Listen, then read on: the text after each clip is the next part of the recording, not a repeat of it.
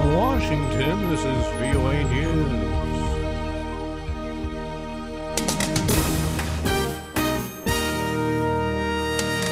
Former Egyptian President Mubarak could soon be released. Pope Francis wraps up his trip to Turkey. I'm Ray Kouguell reporting from Washington. The lawyer for deposed Egyptian President Hosni Mubarak says he could soon be freed, having served two-thirds of a corruption sentence and cleared in the deaths of anti-government demonstrators in 2011.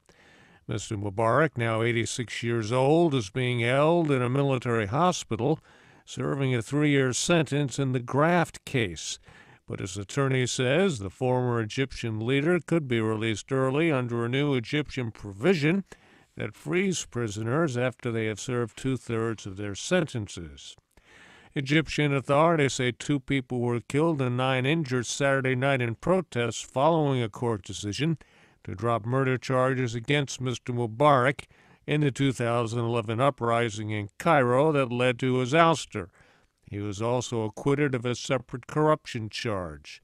Hundreds of students protested on Sunday at universities throughout Egypt. An Egyptian court designated the Islamic State as a terrorist group. The court said Sunday that it also considers all of the affiliates of the insurgent group to be terrorist organizations, including Ansar Beit al-Maqdis, an Egyptian jihadi group that pledged its allegiance to the Islamic State earlier this month. Syrian activists, meanwhile, say that in the last day, at least 50 Islamic State militants were killed in the ongoing fight for control of Kobani, a Syrian town just south of the Turkish border. The Syrian Observatory for Human Rights says the militants were killed during intense fighting with the Kurdish forces, along with U.S. airstrikes and suicide bomb attacks. 11 Kurdish forces in Kobani were killed. This is VOA News.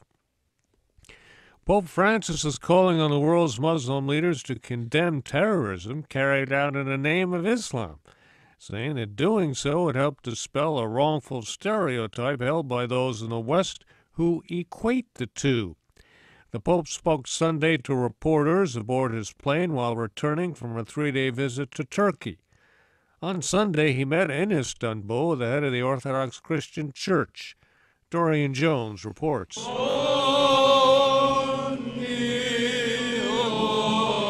On the final day of his visit to Turkey, Pope Francis celebrated St. Andrew's Day at the Patriarchal Church of St. George in Istanbul.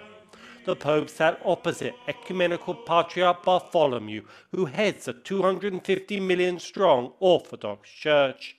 The two leaders signed a joint declaration to prevent Christianity from being driven out the region.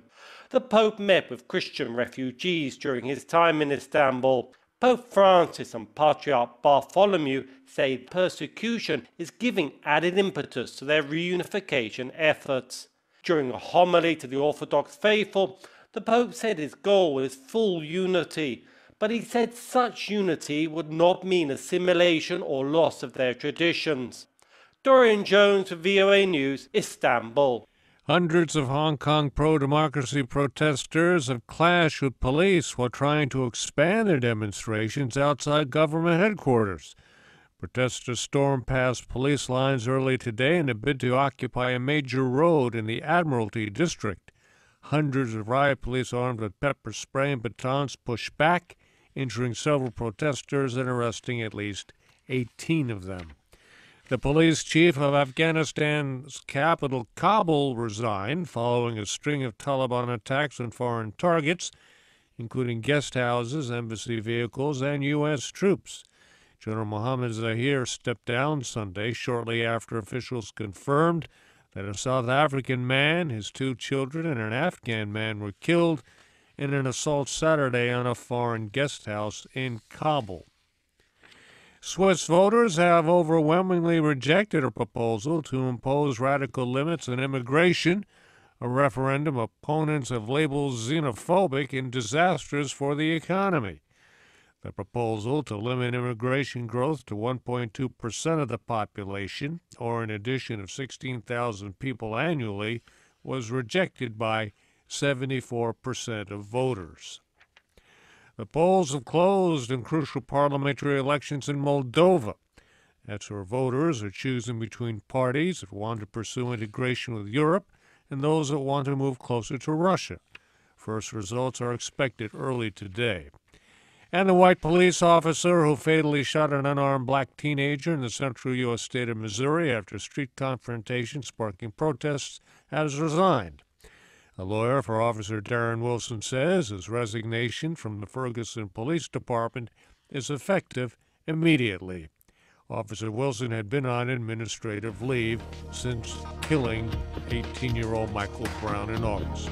I'm Ray Kouguell in That's Washington. the latest world news from VOA.